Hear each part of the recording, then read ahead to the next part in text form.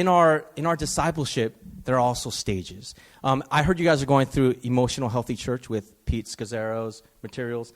That's where this comes from. If there's a slide with the 6 stages of discipleship, I'm so impressed by your graphics. And I just realized, that the flower, there's a 99 in there. I didn't realize. It's like, maybe some of you didn't know that, but oh my gosh, that's very cute. But the first couple stages, stage 1, life-changing awareness of God. It's often like that infatuation stage when you're kind of like interested in someone.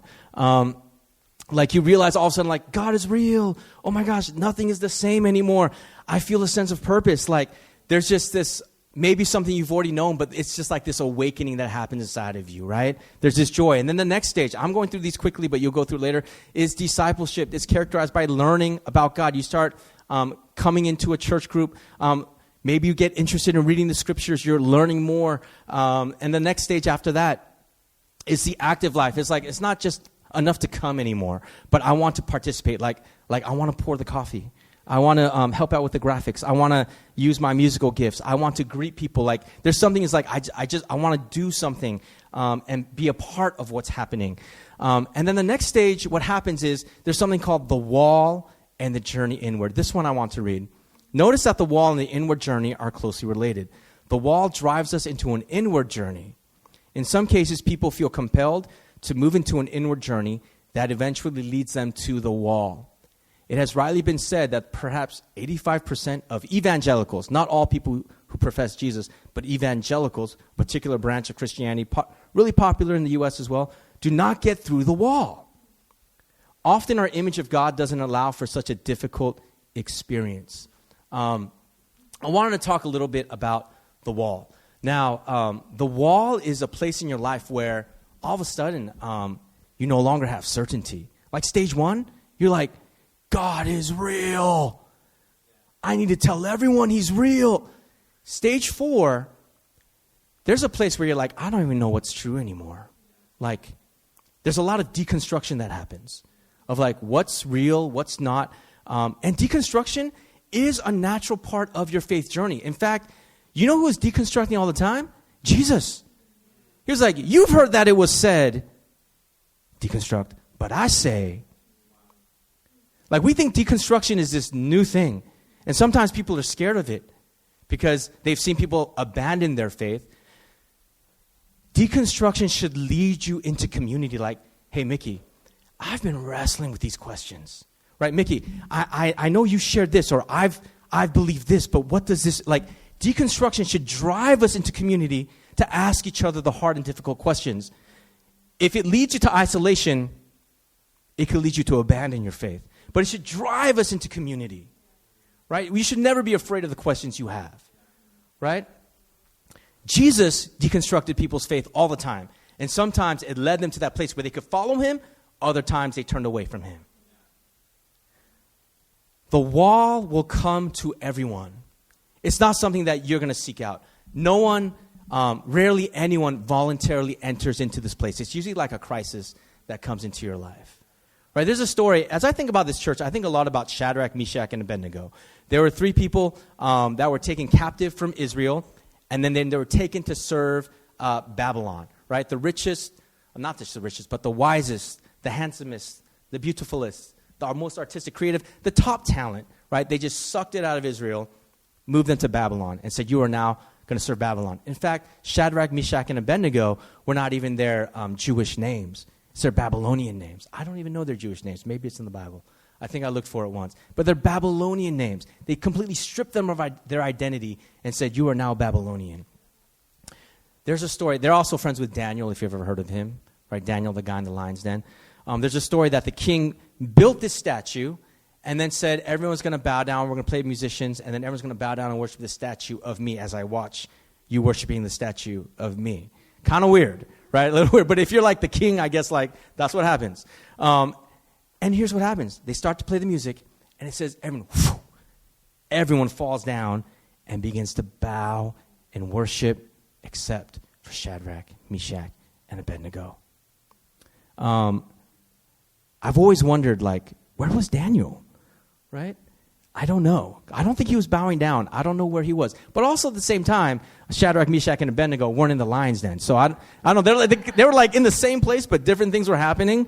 And they're like, where were you, man? I needed you. Right? It's like, I don't know. But when everyone bowed,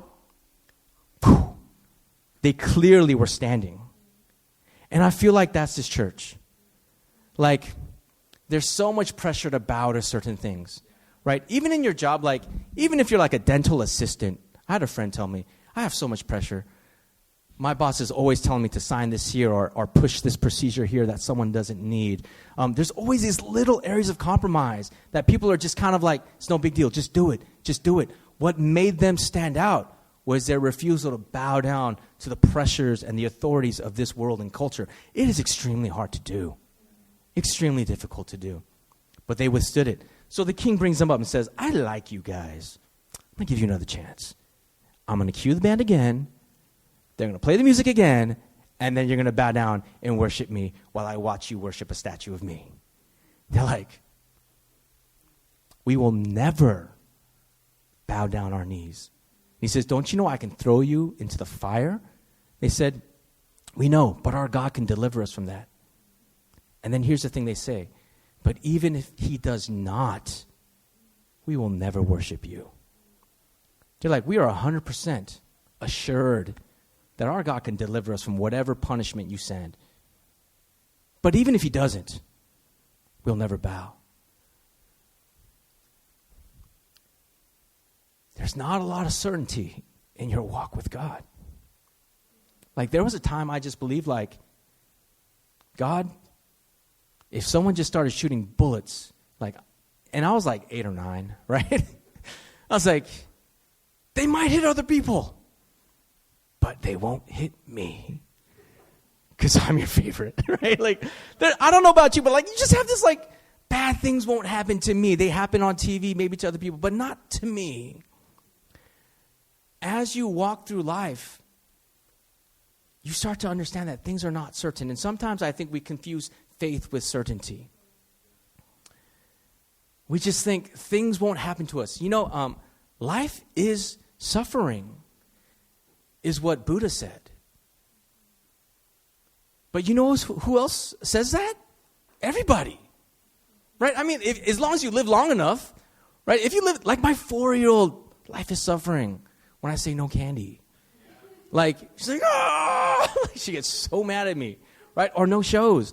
Oh, now they're like, why are you talking about me? Oh, I did the classic pastor-preacher error of talking about your kids. I'm sorry. Therapy, half off. Children's therapist. You know what? My whole family is going to jump on this. Half off, all right? Or maybe if we just go half the time and you just pay for half of that, and I'll stop. But life is suffering. It is. There's no way to inoculate yourself. And I know one of the biggest lies is this. If I have enough, it's not faith. For me, if I have enough money, I can inoculate myself and protect myself from suffering. Whatever you think it is, nothing can protect you and inoculate you from suffering in this life. Not even being a Christian. In fact, you know, God has a plan for your life. And I heard that a lot growing up. And that really bothered me because as I grew older, I was like, well, I don't know what this plan is. And God has a wonderful plan for your life. And as things happened to me that weren't so wonderful, I was like, well, why are these unwonderful things happening to me if God has a wonderful plan for my life? They just never finished the rest of it. God does have a plan for your life. But it's for his plan. And not just for you, for the world. When David became king, it wasn't for him, it was for Israel. When God said to Abraham, I'm going to give you a child. See, him and his wife really wanted a child. It wasn't like just so that you can get your prayers answered, so that you can go to your church and be like, look, let me testify. God answered my prayer. And people are like, that's so wonderful. I'm so happy for you. No, God answered Abraham's prayer for all of us. It was his plan, right, for your life, for his plan for the world. Like, we've got to stop thinking so limited here. God's plan is for more than just us.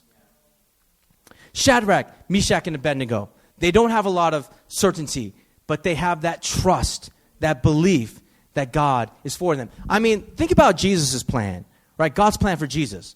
Like, Jesus, I love you. Here's my plan. You're going to be born. I'm a spirit being, but now I have a body and a gender. What? Right? Like, limited. And then you're going to have to walk around the earth, and people are going to hate you, and then they're going to kill you. And then Jesus even said, God, if there's any way to take away this plan from me, please take it. I submit to your will, but I don't like this plan.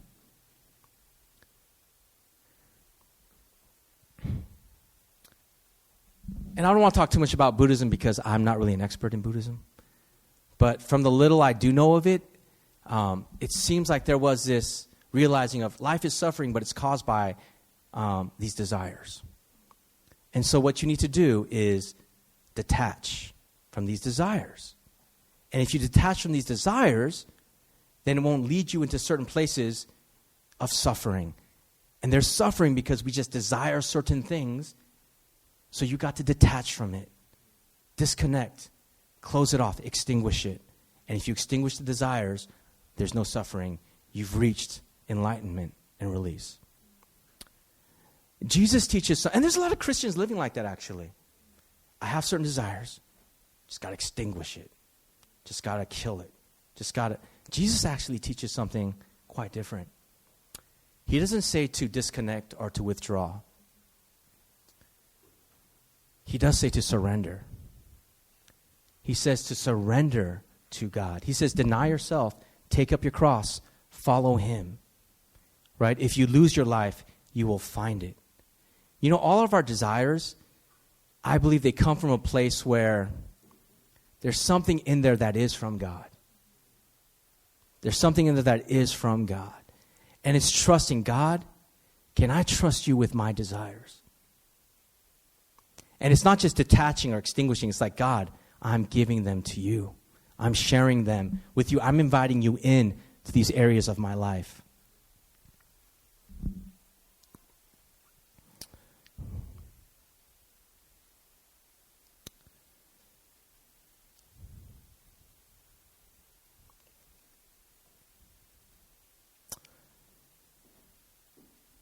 You know,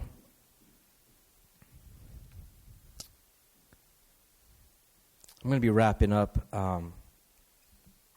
Jesus said,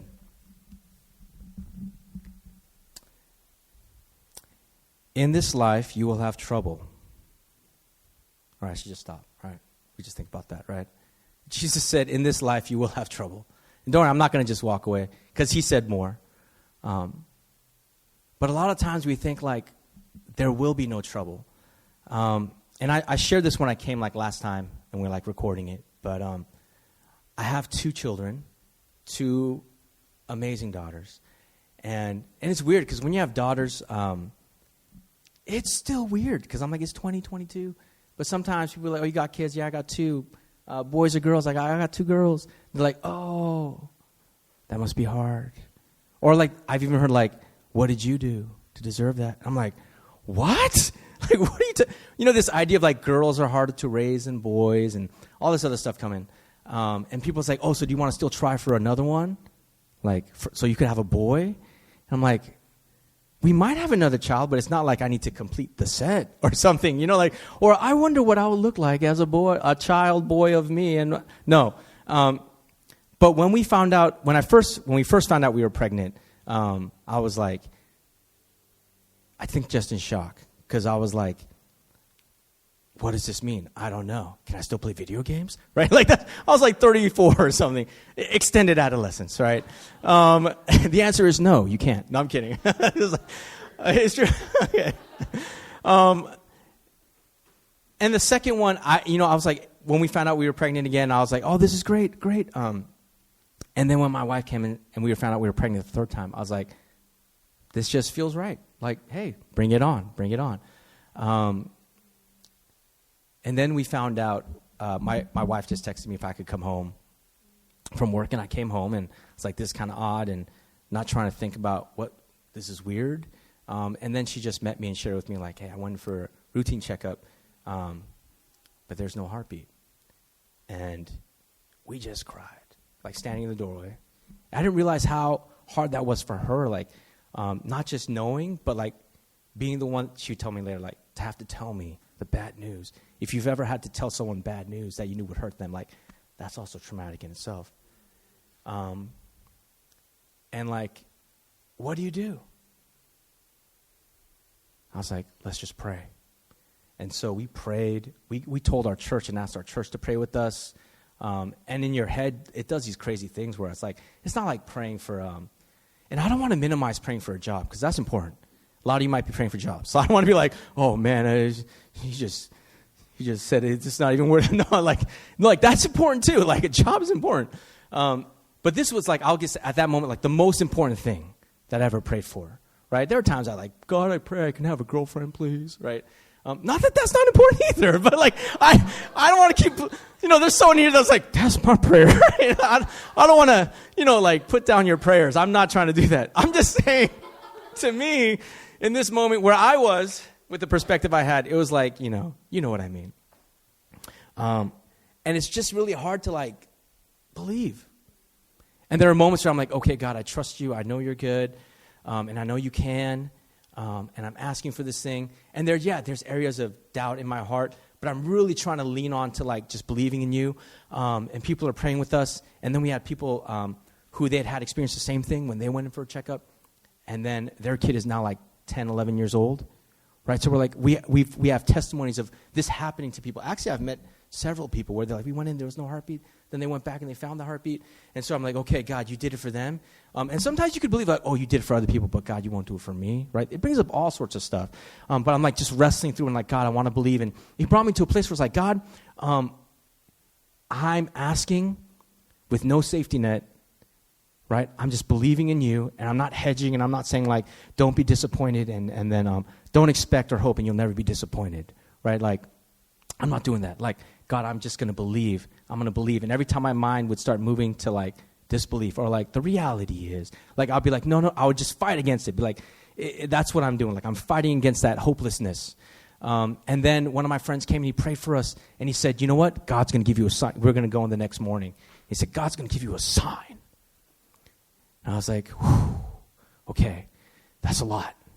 That's a lot. But you know what? No safety net. I'm going to receive that. He said, tomorrow morning before you go, God's going to give you a sign. Whew, so we opened it up. I just opened up my heart, received that. And in the morning, we have this sound machine for our kids because, like, we're like, go to sleep, sound machine. And for me, like, I always put on Ocean Wave. Here's another thing. You should also ask your kids what they like. They're like, we hate ocean waves. I was like, that's why you're not sleeping, right? But when they were younger, they didn't know how to change it and stuff like that. So it was always ocean waves. And there was like a dial. Ocean waves is over here. And the next morning, I went in, and it was set to heartbeat, right? And so I hear this heartbeat coming from the sound machine. And maybe my kids moved it. They probably did. But I was like, man, my friend said we would have a sign. I walk in, and I hear a heartbeat. I'm like, oh, God, I don't want to get my hopes higher. Whew. But God, I'm just going to lean in. You walk into a hospital, and here's the thing about a hospital. It's not a place with a lot of hope, faith. It's actually a place of high certainty. Not a lot of faith. There's a lot of certainty. Talking to the doctors, they're looking at us like, you went to college, right? Like, you live in the Bay Area, right? I was like, look, can we just check one more time? And in their mind thinking, oh, yes, classic denial, this and that. Like, they just need assurance and closure. And I just looked at them and I said, look, like, medicine cannot help our child. Like, we believe in medicine, we're here. But it can't help our child. So we've been praying. Can you check one more time? And even the way they grab the instruments, like everything's so just cold and certain. And they moved it over the area, and there was nothing. And like just this 100% certainty.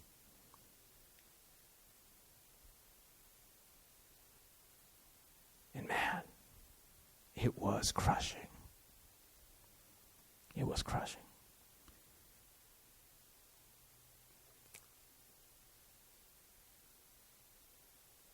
And what came afterwards, man,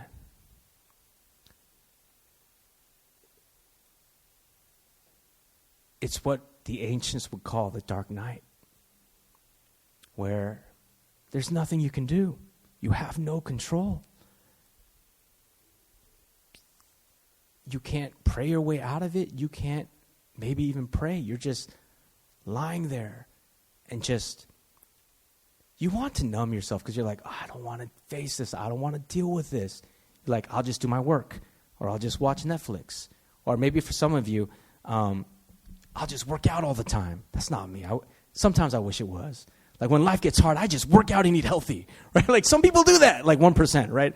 I'm like, I just go for Netflix and donuts. It's like, but like there's no way to, and in this place of just like crushing weight, it was just like, wow, God, I have no answers. The only thing I can do is just cry out to you and ask that you're with me. And I don't know if we're completely done with it. And it has been like almost 3 years now. I will say there has been measure of healing. I think obviously if you asked me like a couple months after this happened, I probably wouldn't get through it without like crying. And I cried a lot. I just did not stop myself from crying. I didn't realize this too. But I never just let myself cry, even as an adult, because I thought I cried like this. I thought that's how I cried. And she just said therapy again, right? No, I want you to know that. No, I didn't realize that. Like, oh, wow. Like, that was me, like trying to, like, hold on to it. And, like I just finally came to a place where I was like, I just have to let myself cry. Like, and I was like, ooh, I thought the was ugly cry. But ugly cry is, like, even uglier. Like, it was just, like, just letting. But, as we've gone through that time, like, I've just become more convinced, like, God, I cannot live this life without you. Like, I need you. I can't live this life without you. Money cannot solve my problems. Like, even though we say that, like, if I told you right now, hey, God's going to give you the winning lottery ticket, you're like, I'll take it. I will take it. Even if I told you most of the people that win that, I think, end up losing it all or go through horrible things and their family members turn against them because they want that money too. And random people start emailing you every day and showing up at your house asking for that money. And people are like, it's caused so much stress in my life. Yes, I won $10 million, but my life is so much more stressful now than before. You'd be like, I'll still take it. Right? Like, I don't think there's anyone that'd be like, no, I wouldn't. Like, that's how much we believe money will solve our problems, how much I believed it. But let me tell you, like, when you go through these walls, like, there's just a place where you just have to come before God and be like, God, it's only you. It's only you. It's only you. If we can get the band up here just to play something, I just wanted to come to encourage you, though, because, yes, in this life you will have trouble. Yes, in this life you will go through walls. But I want to encourage you, like, it's actually during that time where God transforms you the most. It's during that time where like, I just want to be an old person if I live to be that old, where I'm like, God, I've been through so much with you, and I'm still following after you. Like, that's been my goal. Like, I want my kids to see me and be like, man, my dad, like, he's been through some hard stuff, but man, he's like still following after God. And you know what? There are those of you in this room where you've been through some hard stuff, and the fact that you're still here, like, I just feel a sense of honor from God for you. Like, God is like, man, you could have turned away. You could have been like, forget this, I'm out. It's too hard, it's too painful. But you are still here following God, trying to seek him the best you can. And I feel like there's an honor from God for you in this place.